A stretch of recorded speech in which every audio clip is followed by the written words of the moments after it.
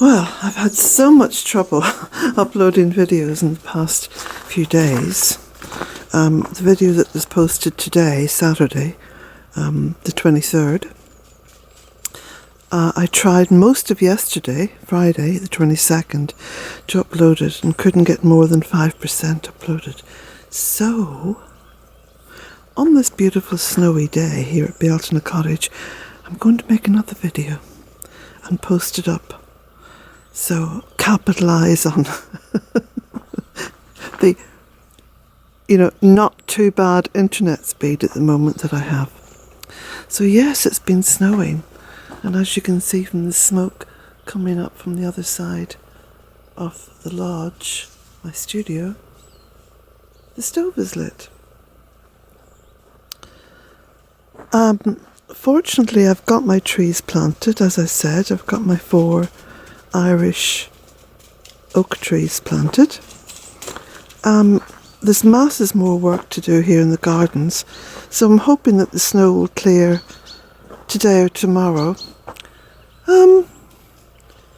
Nothing as yet.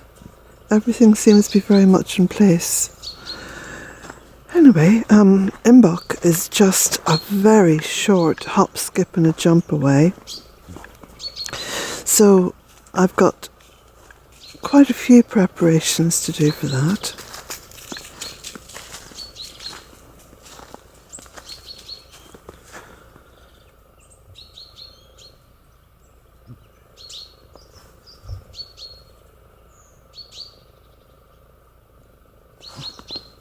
You can see the good insulation in my cottage roof, because the snow is still very much intact on the roof, and the cottage is quite warm. It's always a sign of insulation, whether you have enough or not, to step outside and have a look at the roof during times of hard frost or snow.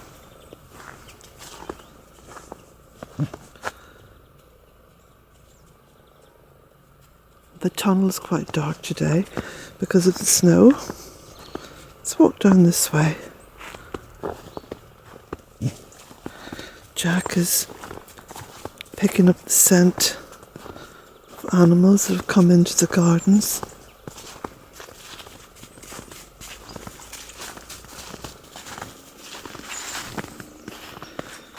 There's all my compost bins. Now I've started to empty them. In fact, the day that I planted the 4 oak trees, I emptied one of the bins completely.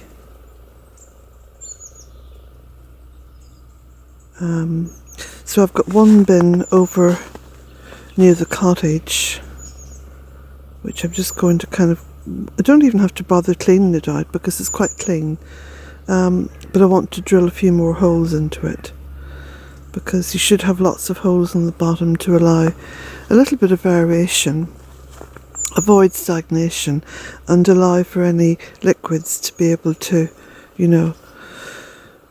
dissipate.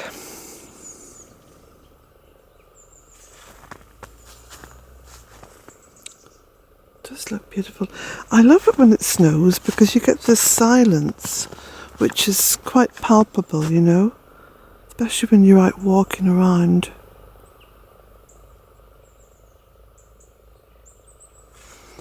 So this morning I was out very early, before I made my coffee.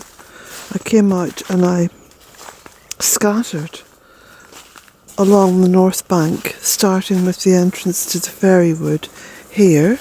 You can see some of the oats still there. I scattered a whole big bag of oats. I think it was about 1 kilo or something like that. It was quite a lot. Might have been 1.5 kilos. And scattered the oats along the kind of sheltered areas. You see the little birds there. So as the birds could get to the oats without too much trouble, and also that the oats wouldn't be freezing. So I've put them all the way along the north bank. You can see here.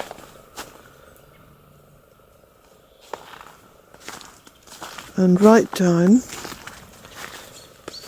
as the bank sort of winds its way down into the fairy wood, which is down there.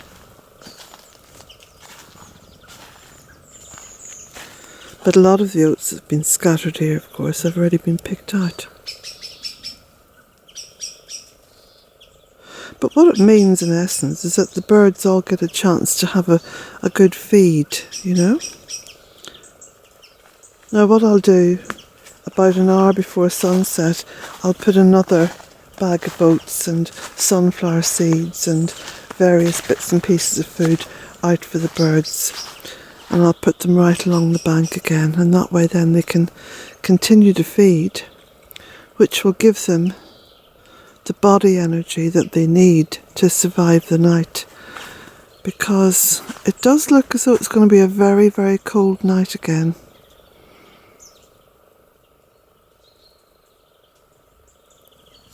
So, other things that I'm doing at the moment, well, you may have noticed that before any major Celtic festival, so the festival of Samhain, Imach, Bealtaine and Lunasa, I take it upon myself to do a juice fast. It's a way of cleansing the body, of cleansing the mind, of reasserting, your good health. So in terms of everyday health like blood pressure and cholesterol. More importantly, it's about energy and about creating that space, not just in your body but in your mind, for full acknowledgement of the festival. So we're days away from the most wonderful festival following on from the winter, which of course is Imach. And that's a festival of great hope and great anticipation. And most important of all, it really is a festival of light, because we're looking to the sky, we're looking for that light to come in. We're looking for all the reassurance that the growing begins again, that everything comes back into ripeness and fertility and abundance. And abundance, of course, is something that has always been practiced here in Bealtaine. It's one of the kind of founding blocks, if you like, of the Bealtaine project. Plant in abundance, grow in abundance, give in abundance. And when it comes to the wildlife that comes into the Bealtaine project, to ensure that they encounter abundance.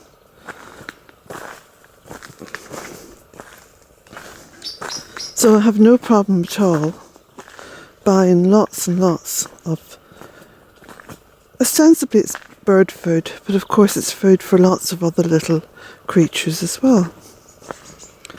And that gives me an abundance of joy. You see? So it's not just giving to them, it's what it gives back to me.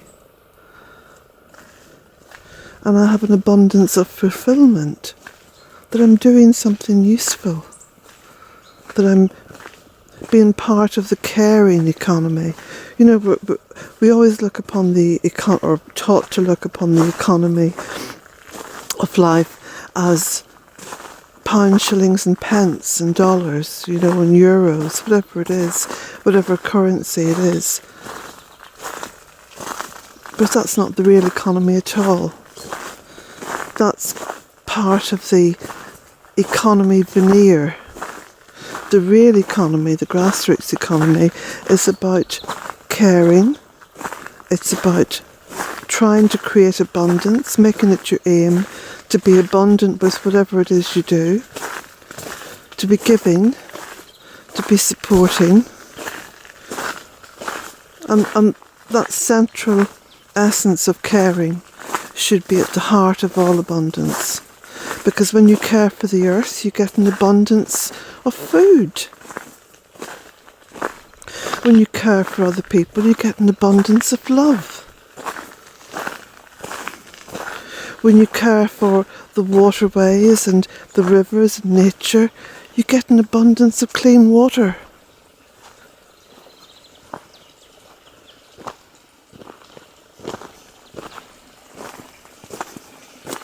Abundance is not how many things you can buy on wish.com. Though sometimes I'm sure it feels like that. It's okay, we've all been there, you know.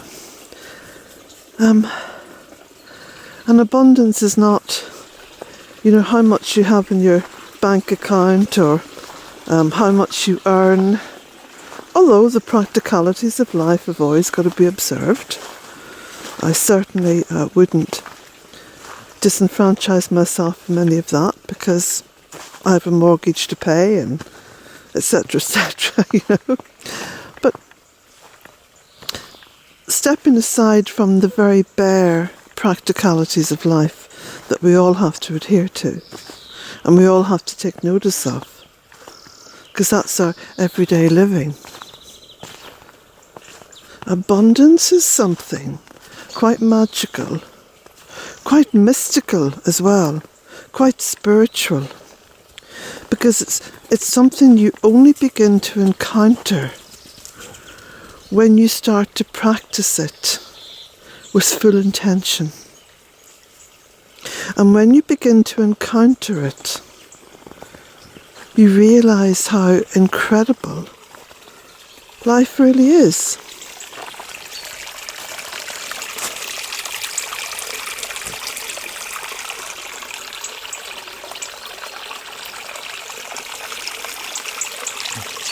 I don't know if you can see what I've been doing along here, but can you see where the original pond started here? I've been digging out, especially from here where all the silt catches. I've been digging out shovel loads of silt and banking it up to form an edge to the stream. See? Look, I've got about 2.5 metres done so far, and it's firm enough now to walk on.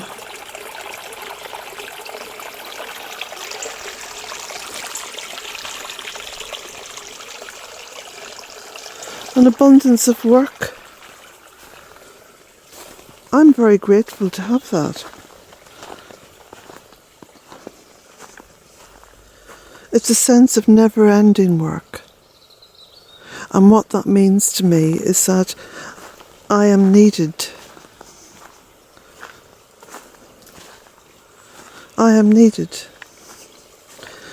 So that to me is like an abundance, an abundance in itself, to feel needed, to feel that there's always something more to do. And of course, if you go right back to the early days of Bealtaine Cottage, you'll remember that this was a pond. But nature decided, in her wisdom, to drop lots and lots of silt. I mean, this was a silt pond anyway. It was meant to be a silt pond, to collect that silt. But there was so much silt being washed down through the waterway from various little parts of the hill that rises behind the cottage.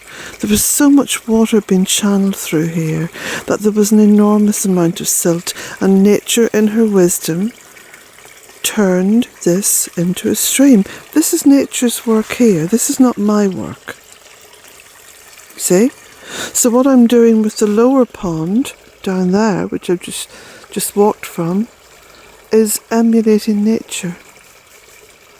It's turning the entire waterway into one beautiful, flowing, living, invigorating stream of fresh water.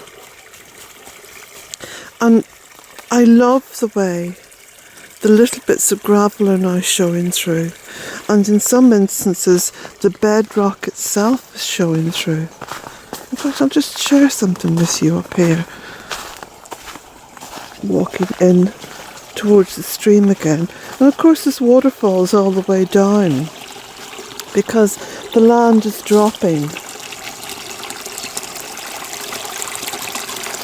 So you can see down here It's quite a cavernous sort of pool that she's carved out, and you can see all the gravel and the stone. And up along here, and it does look as though it's been here forever and a day, and yet it's only been here for the past 16 years. But when I take you up here,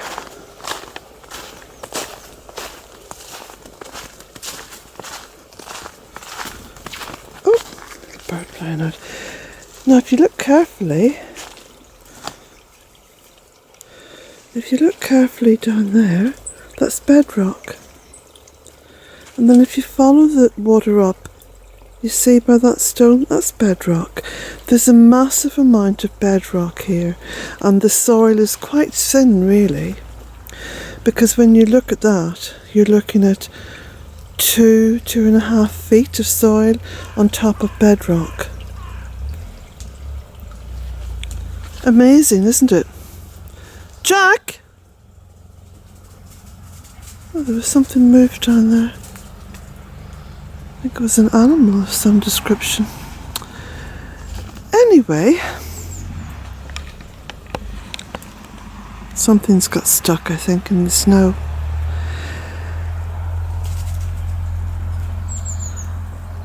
No, it's very cold, so I'm going to make my way back up to the cottage.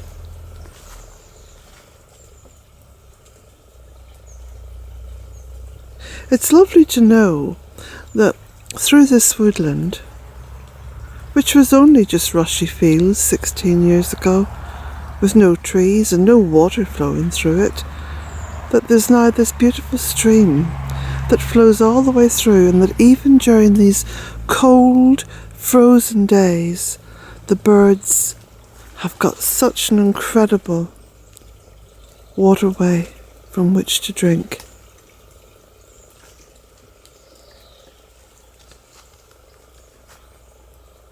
Blessings to you all.